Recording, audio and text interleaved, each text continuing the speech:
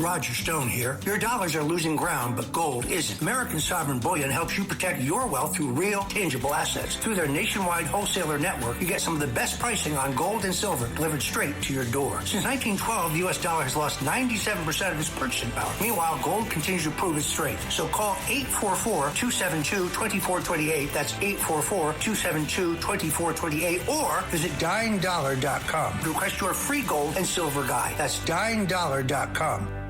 The Roger Stone Show on the Red Apple Podcast Network. Welcome back to the Stone Zone right here on the Roger Stone Show. Joining me now is Eric Metaxas. Eric is an author, a thinker, a Christian, and, he's appeared numerous times on my yearly international best dressed list. He's an extraordinary author. I think my favorite book of his is Bonhoeffer, which is considered by many to be a masterpiece, one of the most compelling biographies of moral courage written in recent decades. But he's written a number of great books: Amazing Grace, Is Atheism Dead?, one of my favorites, Letter to the American Church, and now he has written a new book called Revolution. He was born in New York City in Astoria, but grew up near where I grew up. He grew up in Danbury, Connecticut. I grew up in Norwalk, Connecticut. He is one of the few people who can curb my Sicilian temper, and when he calls me and tells me that I need to tone it down, well, he's somebody I listen to. Eric, welcome to the Roger Stone Show. Roger, just an honor just to be with you and a joy to hear your voice. You make me suddenly self-conscious of what I'm wearing, even though this is radio. That's the influence you've had on me. Well, fortunately, I have a face for radio. I want to talk about your new book, Revolution, The Birth of the Greatest Nation in the History of the World, which is available now. I have ordered the book, first and foremost. I've read all of your books on my ad. Some of them you sent me for free. Some I actually paid for. But let's start from the beginning. Why did you write this book? Well, it's not complicated. If you're a patriot, you understand this. We've been living in our lifetimes with American history has been denigrated. It has been pushed to the side. If you put a microphone in somebody's face in 1960 in mainstream America and said, you know the story of America, you know these names, everybody knew this stuff. Something happened, in the last, let's say, 60 or 70 years that it's kind of floated out of our culture. There's tremendous ignorance, and the ignorance about our story, about the founding, about the American Revolution, one of the greatest events in the history of the world, it leads to lack of freedom. And, a couple of years ago, we almost lost the country, and we're still in a battle. I don't need to tell you. So it is vital that we know our story. And a friend of mine read my book, Seven Men. He read my chapter on George Washington a couple of years ago, and he said, Eric, you got to write the whole story of the revolution. Have you ever thought of that? And I said, are you crazy? The whole revolution? But then I thought to myself, there is not a book out there that I could recommend and say, hey, here's the story. When a book like that doesn't exist, I think maybe I should write it. And as you know, I've written about history, and I think I always want my writing to be very readable. It's not enough the book exists. Are people going to want to read the book? Are they excited to read the book? And so I thought about it, and I thought, you know what? I think I need to do this for the 250th. And it's a huge project. And people kept asking when I said I'm writing a book on the revolution, what's your angle? I said, I have no angle. I just want to tell the story. We need to know our story. We all need to know these names, and we need to know the details of Lexington and Concord and Bunker Hill and everything. Every American needs to know this.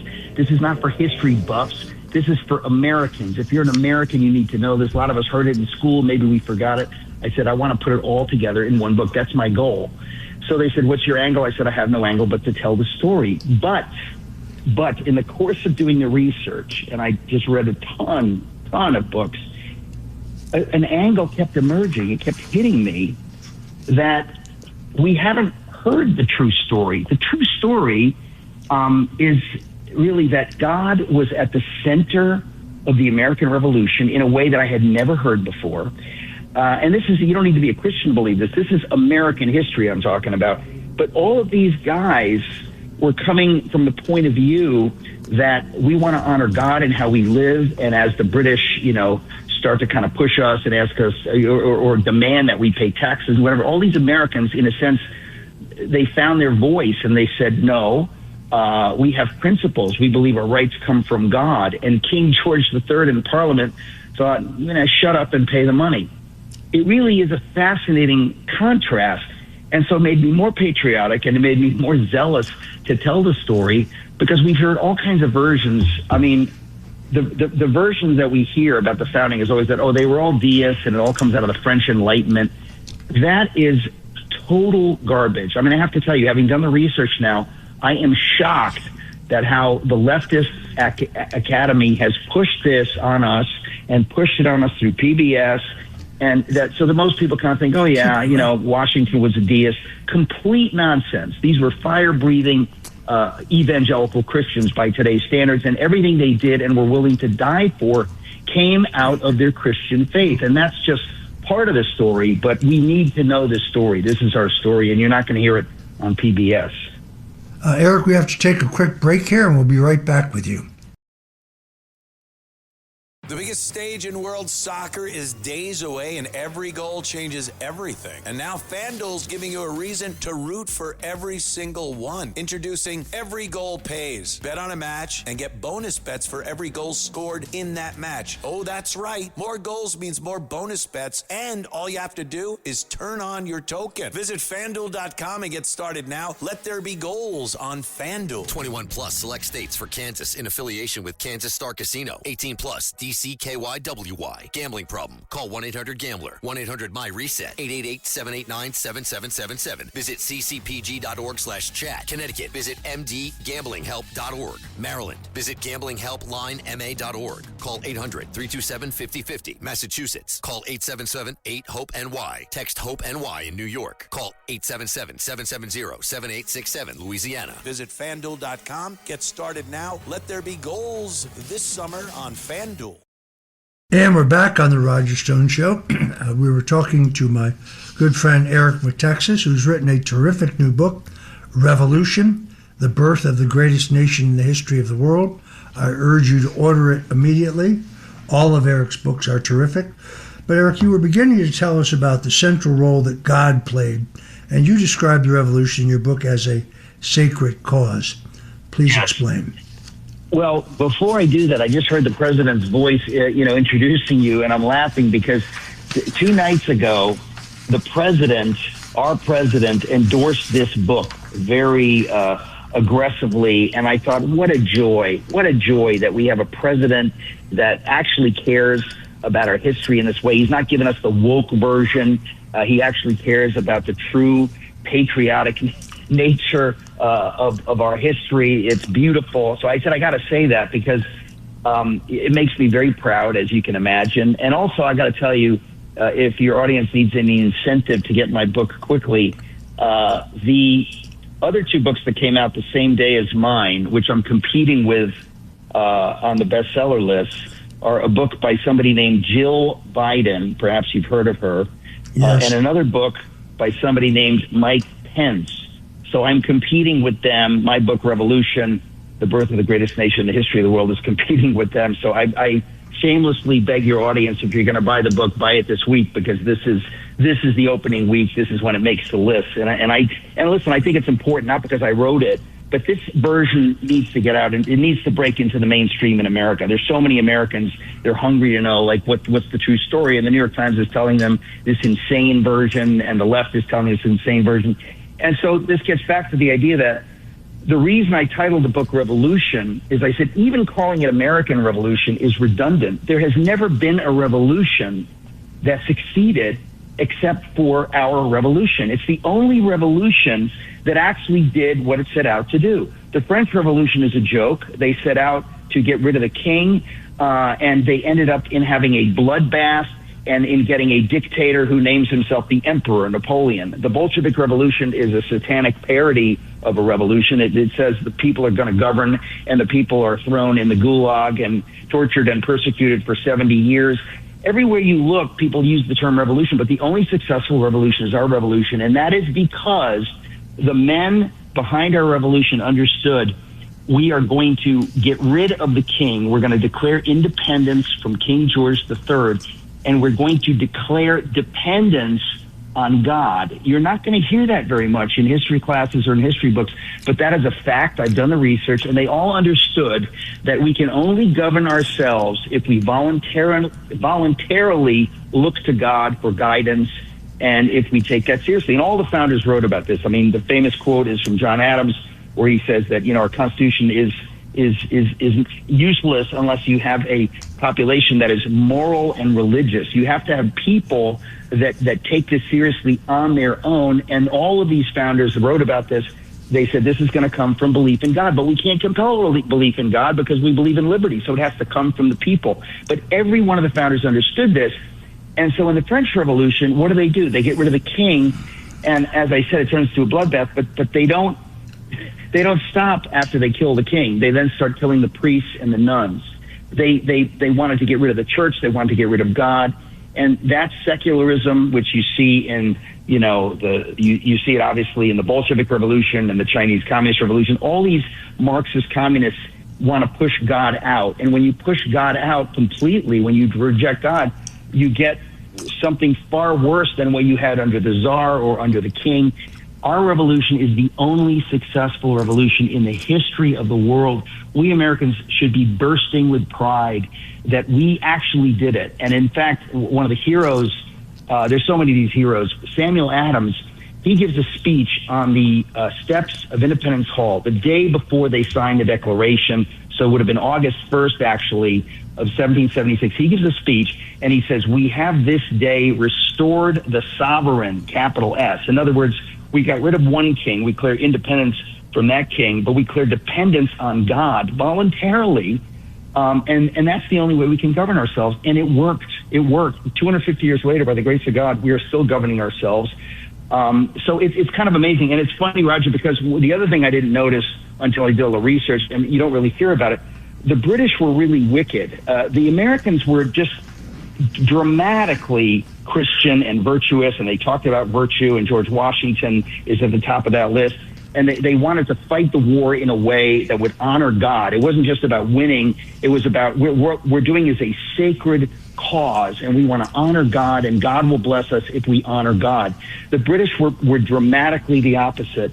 There was a level of immorality. The culture of the British elites was not Christian, but they were sneering at the Christian faith of the Americans. They just thought, what a bunch of, Bible-faced hypocrites. And it's interesting because it reminds me, it's kind of like if the Hollywood elites were to go to war with a group of conservative Texans.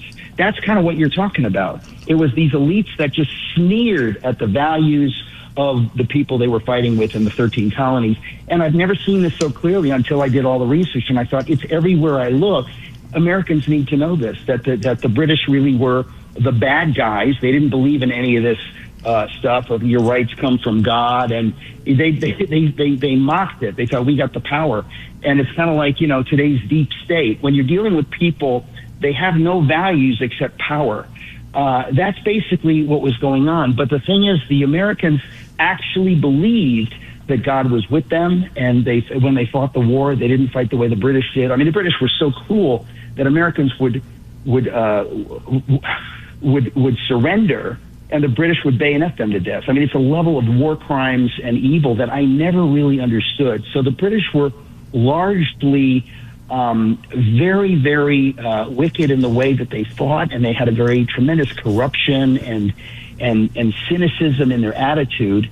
And they just thought, well, listen, we got the power, we're going to crush you. And the Americans really and truly believed that God was with them, and that if they kept their eyes on him, they would prevail. And I thought, I've never heard this before. I've never heard it, again, you're not going to hear it on PBS, but it became so clear to me. So it's not like my book is about that. My book is just a gallop through all of the history, but it's there. It's unavoidable. And frankly, Americans need to know it. And, that's another reason I wrote the book, as I said, we're at a time in our history as Americans, we need to know this. This is not just for people who kind of like history. Americans, we have to know our story. We have to know these names. When I think of the people who suffered and died for our liberties. We owe it to them to know their story, to teach our kids their story, to celebrate that story. And, since I just didn't see a book that had done that, I said, I've got to write that book. And I'm thrilled that it's selling well. People are excited about it. It's getting great reviews, but I just, I don't expect the New York Times to give it a good review, but I don't care. So I'll leave it at that. I can confidently predict right now that your book will outsell Jill Biden's book. You can find your book, by the way, in the fiction section of your favorite bookstore. Let me ask you this, Eric. Were there prominent figures who changed in your estimation while writing this book? Yeah, number one is John Adams. He, other than George Washington, there is nobody to compare it with John Adams. He should be 1,000 times more famous than Thomas Jefferson. I mean, I never really understood how important he was. He should be the first name we think of after George Washington. I mean, he was a giant in what he did. He's the man that brought about independence. People don't really, there's a big chapter in my book where I explain this, that he was the guy that made it happen. And sometimes people act like, because Jefferson wrote the first draft of the Declaration, they act like he invented the ideas in the Declaration of Independence. There was not an original idea in the whole document. All this stuff was known by everybody, and they just asked him to put it down in a way that would in fact, it was John Adams who picked Jefferson to write it, because he said he writes with a particular felicity of language. And so sometimes people forget that it was John Adams who oversaw the whole thing. And I have such respect for him. He was a profound Christian. It's kind of amazing. And he and George Washington over and over again state this idea that if we honor God in how we fight, he will give us the victory. We have to honor God in how we live and how we fight. We're not going to do what the British are going to do. We're not going to hire mercenaries like the Hessians and the Native Americans who terrorize civilians and really just gruesome war crimes on the side of the British.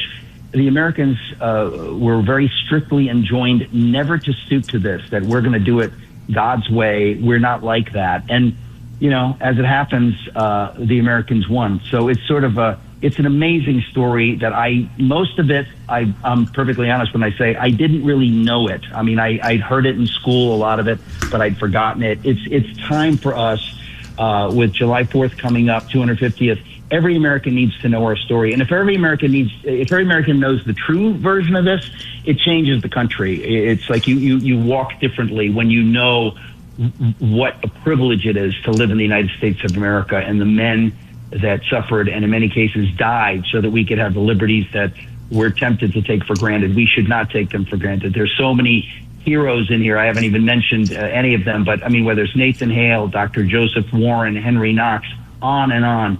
Incredible heroes, most of them very strong Christians who lived out their faith, and we simply need to deal with that. You don't need to agree with it or be a Christian, but this is our history, and we need to understand that that's where you get liberties from. They don't come from French Enlightenment principles, in case anybody's curious. Interestingly enough, it was also President John Adams who said that if America fell, it would fall from forces in the inside rather than being defeated from forces on the outside. I believe yes. Lincoln also says something said the same very thing. similar. That's exactly right. That's exactly right. I think, unfortunately, that they are both right. Of course. So this is the most important time. We hit the 250th anniversary of the country. You have written what some will someday say may be the definitive book on the American Revolution. Where's the best place for people to go get your book, which has a very simple name, Revolution? Yes, Revolution, the birth of the greatest nation in the history of the world. The easiest place to get it is Amazon, but everybody can go to my website, which is just my name, ericmetaxas.com, which will link you to everything and to all kinds of other stuff that I'm doing, ericmetaxas.com. But I really am, I'm being shameless and asking people, if you think you're going to buy it, please buy it in the next day or so, because that's the first week of the launch. And the first week makes every bit of difference. If we want to get this these ideas into the mainstream, whether into airport bookstores or whatever, because the left, as we know, they don't want this stuff, and they're very aggressive. Even if my book sold the most, whether the New York Times would actually acknowledge it is another story. So I'm very grateful, that I get to put this out there. But we have to do what we can, and this is opening week. So thank you for having me on.